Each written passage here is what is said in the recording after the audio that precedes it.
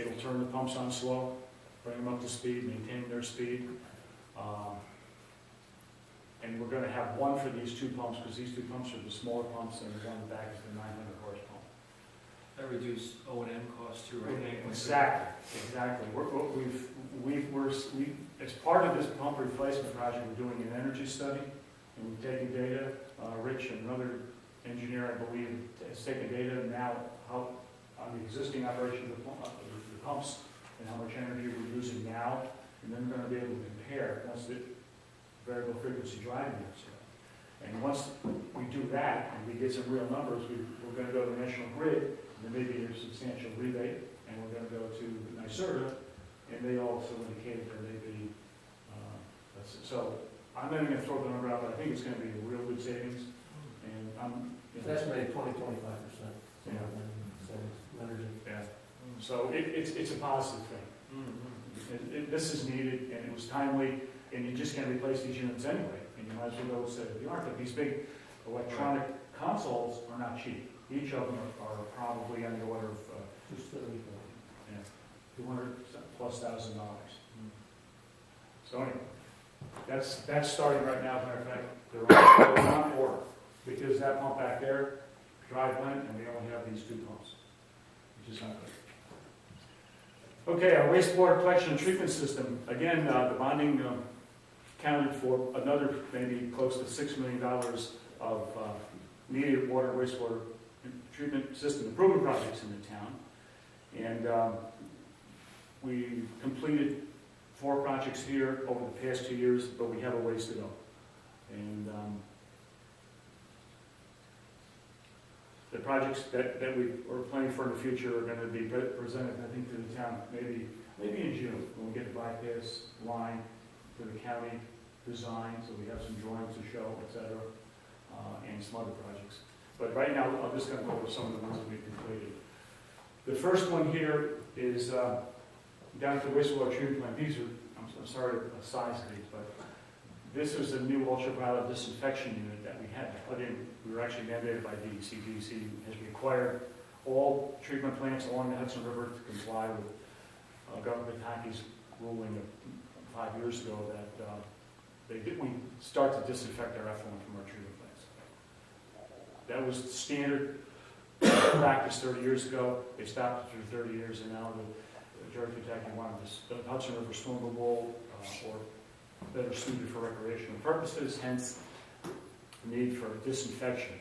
We were fortunate to get $400,000 from DEC as a grant for our system. The county is well, by the way, by the time this was all done, it cost us $1 million. I didn't show here, but we had to put a brand new emergency generator in and additional piping that we didn't have to operate this in case there was a power failure, just like the water station. So the project came to just under $1 million, actually. Whereas the county sewer district is going to install a disinfection system down there, and that price tag is $8 to $9 million. They're faced with that. One of the other projects we chose to do is we have a primary settling tank down at the treatment plant that settles out most of the solids. We have 2 of them, actually. There's one in the background there. And this thing was literally rusting and falling onto itself. So that was our first project where we used some bond money. We literally rebuilt the interior of this unit, all the steel, all the channels, all the collector arms, etc., and most of it's now stainless steel. We have some money allocated in the bond funding, about $1.2 million for working on our sewage pump stations in town. This one we did first out of necessity. If you remember, July, was it 2 years ago? Yeah. The big flood, remember we had the 9 inches, 5 inches, I'm not going to exaggerate, 5 inches of rain.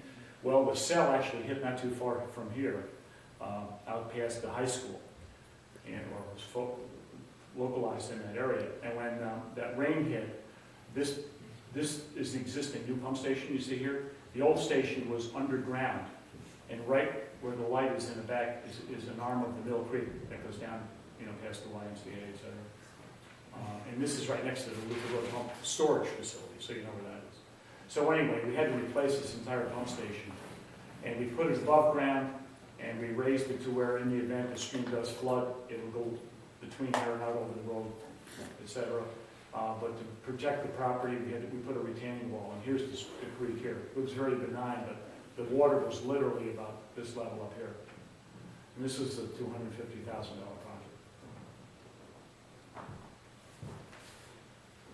Hampton Manor Sewer Project. Money was set aside in bond funding again for reducing the town's I&I problem, which is inflow and infiltration problem. DEC and a consent order for our wastewater treatment plant has, I think over the past 10 years, has constantly, pressured us into doing something, and we really didn't have a lot of money to do. So we allocated some money to address the problems, and at first we looked for about a year or two on where we could best spend our money in the town. And one of the first areas we found was the Hampton Manor, in Hampton Manor along Lake Shore Drive. I don't know if you've seen all the construction that occurred over the past 6 months or so. But we found major leaks in the sewers and manholes there.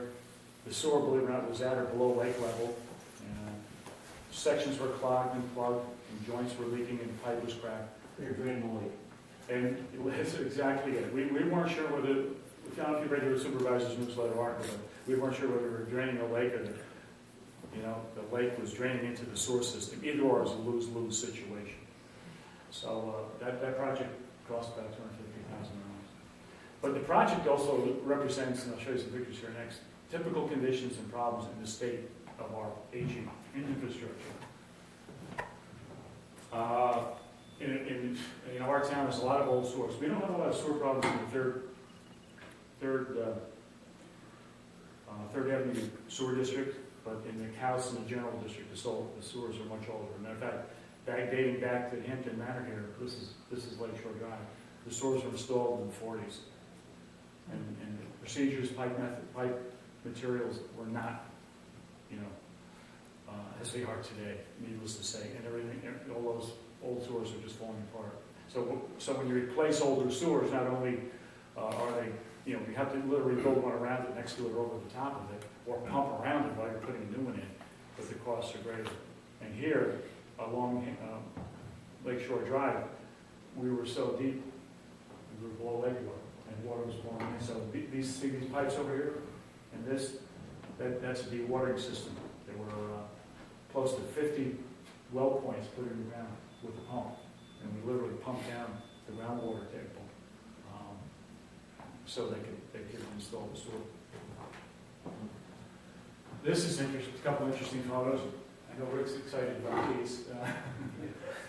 This here is a picture of one of the lines we dug up on Hampton Avenue, and it looks like a wine bottle with a cork in it. That there, believe it or not, is a root that grew in that pipe, and it just totally filled the pipe. And it's from a willow tree. Everybody thinks willow trees are great. No, they like water. There's no doubt about that. And once they got into the crack of the pipe, they literally filled the pipe. And we pulled that out. It was about 10 feet long, and that's a 10-inch diameter pipe, which is like this. Wow.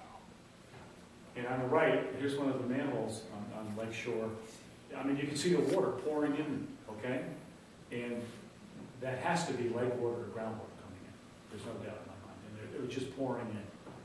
So we replaced, we actually put an old sewer line in parallel to the old sewer. We put 4 manholes in it and a new sewer line. And that is the drawing. The other part of this project that we allocated some money is to fix 14 manholes in the Cal Sewer District that we found after doing the survey that look just like this. Look, the water's pouring in. Look at this. That stream there, that's probably 5 gallons a minute, and that's 1 gallon a minute is 1,440 gallons a day. So 5 times that is about 7,000 gallons a day of water just coming in from that. So we've identified 14 manholes.